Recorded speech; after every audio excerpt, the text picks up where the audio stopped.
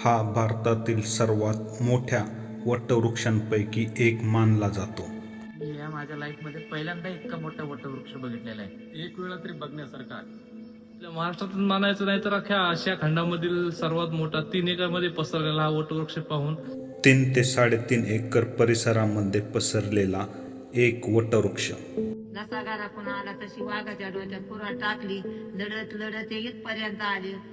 या झाडाची आख्यायिका आणि याच गावात असणारे सागवानी लाकडापासून बनवलेले पुरातन मंदिर आणि शेजारी असणारी महाराष्ट्रातील सर्वात मोठी गदा.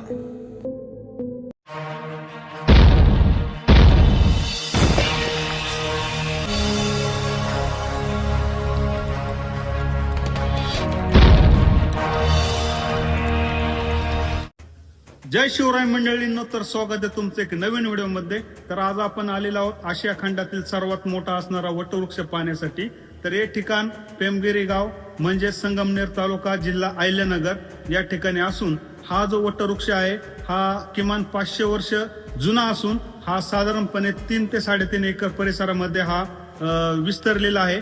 तर या वडाविषयी आपण संपूर्ण माहिती तर जाणून घेणार आहोत आणि या वडाच्या खोडामध्ये एक आपल्याला प्राचीन असं एक जाकनाथ बाबाचं दैवस्थान पाहायला भेटतं. तर त्या जाकनाथ बाबाची पण आपण एक जी आख्यायिका सांगितली जाते ती संपूर्ण आख्यायिका आपण या व्हिडिओमध्ये पाहणार आहोत. तर मित्रांनो, व्हिडिओमध्ये शेवटपर्यंत तुम्ही आमच्यासोबत असेच राहा. अजूनही तुम्ही आमचा चॅनल सबस्क्राईब केला नसेल तर चॅनल सबस्क्राईब करून बेल आयकॉन दाबायला विसरू नका. तर आज या आपल्या व्हिडिओमध्ये आपल्याला नवीन चेहरे पाहायला भेटतील. तर तुम्ही पाठीमागे पाहू शकता, हे आहेत सुनील दादा आमचे आणि आमचे हे सरदार चौगुले आमचे सोसायटीचे चेअरमन आणि ह्या बाजूला हे आहेत आमचे सचिन गणगावकर सर. तर मित्रांनो, काल माझ्या मनामध्ये आलं होतं की फिरण्यासाठी भाड्याने मित्र भेटतील का, तर ते मी पोस्ट करणारच होतो. पण हे माझे 3 मित्र असे एकदम गवतासारखे उगवून आले आणि म्हणाले चला आपल्याला फिरायला जायचे आणि ते आज आपल्या बरोबर फिरायला आहे. तर त्यांचा मला खूप अभिमान वाटतोय, कारण की उच्चल डबा जा ऑफिसला ही त्यांनी जी व्याख्या आहे हिला बंद करून आज सह्याद्रीमध्ये आणि निसर्गात असणारे सर्व प्राचीन जे काही ठिकाणं आहेत, मंदिर आहेत, हे आज आम्ही पाहणार आहोत. तर ह्या तिघांचं पण आपल्या सर्वांच्या वतीने मनापासून आभार. तर चला मंडळींनो, हा वटवृक्ष आणि जाकनाथ बाबा हे मंदिर कसं पाहूया आपल्या व्हिडिओच्या माध्यमातून.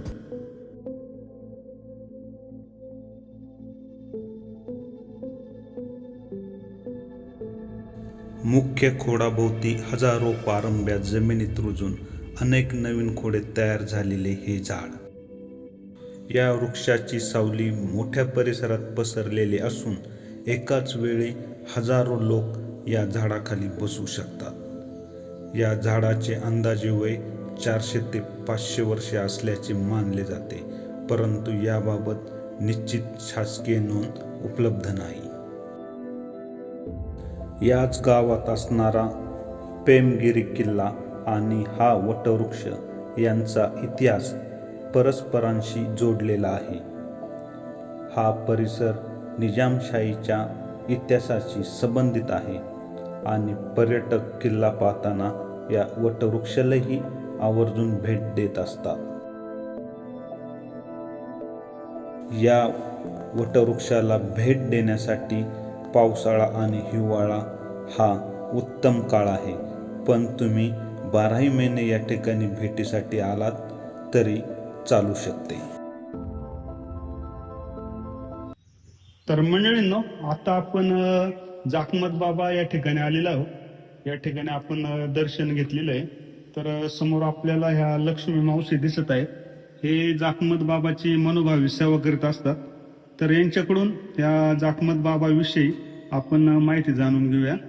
तर मावशी, आम्हाला एक जाकनाथ बाबा देवस्थानाविषयी जी आख्यायिका सांगितली जाते ती आख्यायिका एकदा सांगा. पहिलवान घडी सकाळीच उठला, पेमगिरी गावातून या भया बकऱ्या सोडल्या. या बकऱ्या चालीत चालीत या दगडापर्यंत आला. या दगडा खालून निघाला वाघ, त्याची धरली बकरी. बकरी धरली, तो घरी गेला. मला आई माई दुधाची बकरी वाघाला धरली. आई म्हणली एवढा कुस्त्या मारतो, तुला वाघ नाही आवडला. आईला सांगितलं, कोपऱ्यातून कुऱ्हाड उचलली, वाघाच्या पाया खाल्ला, कुत्रा घेतला आला वाघ त्याच्या बकरीचं रक्त पिऊन झोपला होता. जसा घरातून आला तशी वाघाच्या डोक्यात कुऱ्हाड टाकली. लढत लढत ते इथपर्यंत आले. पिंगिरीचा बाजार होता, लोक बाजारात आले. म्हणला माझा एक निरोप सांगा, माझ्या बहिणीला अर्धी भाकर तांब्यावर पाणी आणायला सांगा. जुन्या लोकांच्या राज्यात काशव्याचे गडी. बहिणीला गाडवा भरला, भाकर घेतली, निम्या शिम्या रस्त्यात आली. भावाचा जीव गेला, वाघाचा गेला, कुत्र्याचा गेला.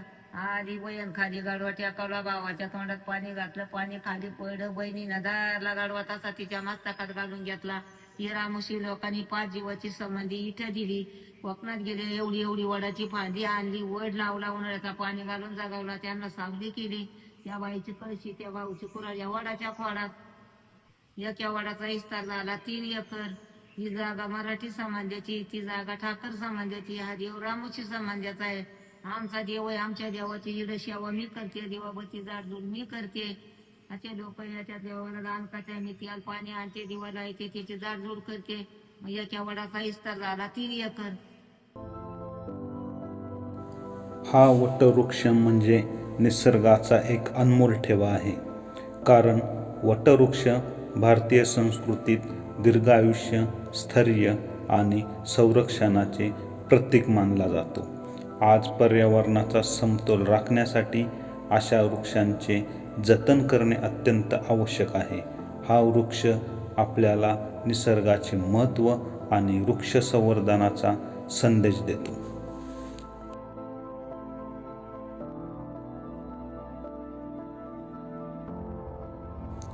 या ठिकाणी काही तरुण पर्यटक आले असताना त्यांना चौगुले साहेबांनी मानवी जीवनातील वृक्ष संवर्धनाची खरी गरज काय आहे याविषयी माहिती सांगितली. या वृक्षाच्या मुख्य खोडामध्ये असणारे हे जाखमत बाबा यांचे देवस्थान. या ठिकाणी जाखमत बाबा यांची ही समाधी आपल्याला समोर पाहायला भेटते. तर बाहेरील बाजूसही आपल्याला भरपूर अशा काही या ठिकाणी मूर्त्या पाहायला भेटतात. याविषयी आपल्याला माहिती भेटू शकली नाही. तसेच या वडाच्या झाडाला महिला मंडळींनी वटपौर्णिमेच्या दिवशी येऊन फेऱ्या मारल्याचे देखील या ठिकाणी आल्यानंतर आपल्याला दिसत आहे. मंडळींनो, आपण हा वटवृक्ष या ठिकाणी पाहिलेला आहे. तर आपल्यासोबत चौगुले साहेब आहेत, हे पहिल्यांदा या ठिकाणी आले. तर चौगुले साहेब, तुम्हाला हा वटवृक्ष पाहिल्यानंतर काय वाटतंय हो? मला हा अतिशय भारी वाटला आणि मी या माझ्या लाईफमध्ये पहिल्यांदा इतका मोठा वटवृक्ष बघितलेला आहे. आणि या ठिकाणचं वातावरण एवढं नॅचरल आणि एवढं समाधानकारक आहे की या सांगण्याच्या पलीकडे आहे. एवढं भारी आहे, भारी वाटलं मला. आमच्यासोबत आहेत सुनील दादा. तर यांनी आम्ही घरी निघाल्यापासून का सर्वात प्रथम या वटवृक्षाला भेट द्यायची असं त्यांचं म्हणणं होतं.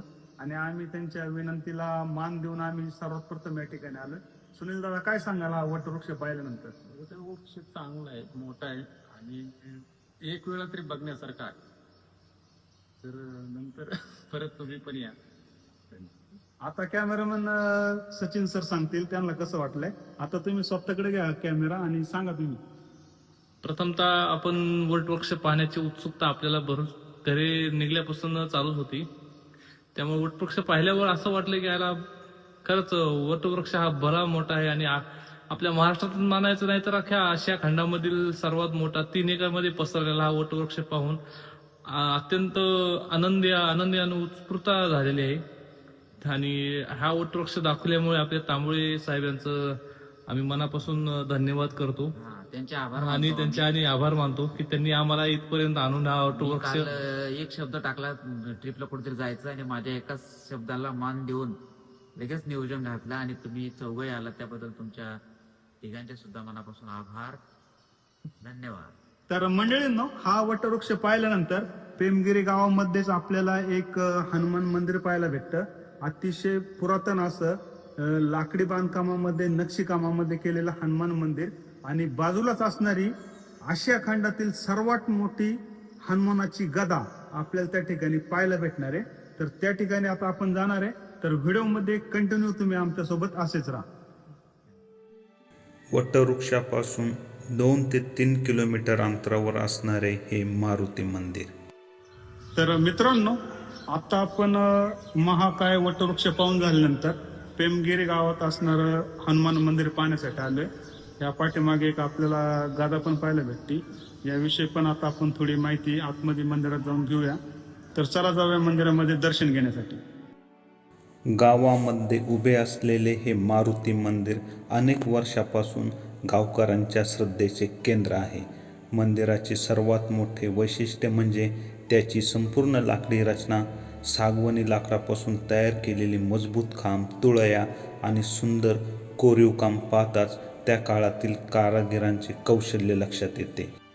याच परिसरामध्ये आपले शनिदेवाचेही दर्शन होते. मंदिराचा प्रत्येक भाग पारंपरिक मराठी स्थापत्यशैलीची साक्ष देतो.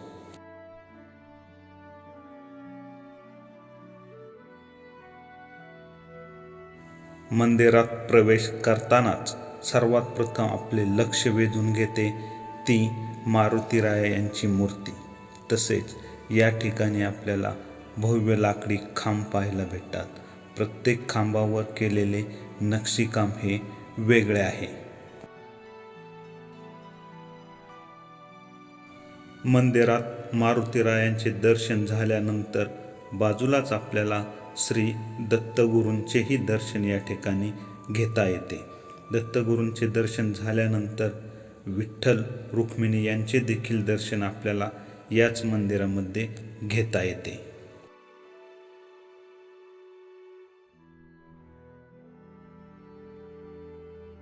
मंदिर दुमजली असून वरचा भागही लाकडाचा आहे. इतक्या वर्षानंतरही ही वास्तू आजही भक्कमपणे उभी आहे.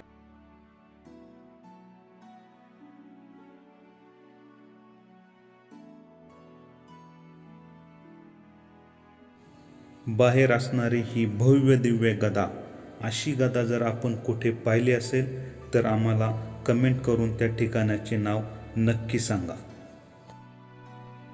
तर मंडळींनो, आज आपण पेमगिरी या गावामधील महाकाय वटवृक्ष आणि गावातील असणारं पुरातन हनुमान मंदिर पाहिलेलं आहे.